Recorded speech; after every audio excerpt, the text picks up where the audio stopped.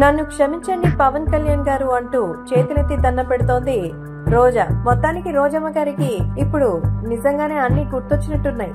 ఎందుకంటే అనిల్ కుమార్ యాదవ్, విడుదల రజని వీళ్ళందరూ తెలిసిందే. వాళ్ళకి నోటి దురుసనేది బాగా ఎక్కువ.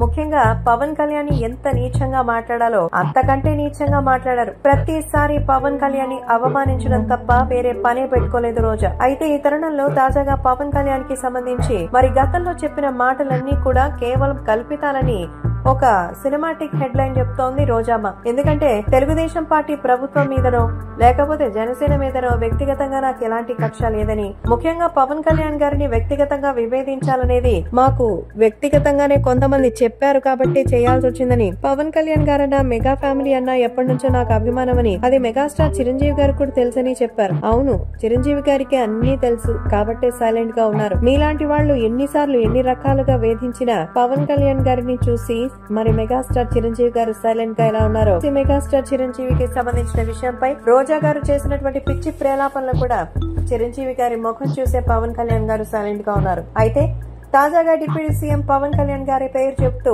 మరి రాజకీయానికి సంబంధించిన విషయంలో రాజకీయాలలో కక్ష సాధింపులు ఉండకుండా చేయాలని, నా మీద అలిగేషన్స్ కావాలనే పెడుతున్నారు, అవేవి నిజం కాదని, ఈ విషయం డిప్యూటీ సీఎం గారు కాస్త ఆలోచించాలని, పర్సనల్ గా కాకుండా ప్రొఫెషనల్ గా డీల్ చేయాలని రిక్వెస్ట్ చేస్తున్నట్టు చెప్తోంది రోజా.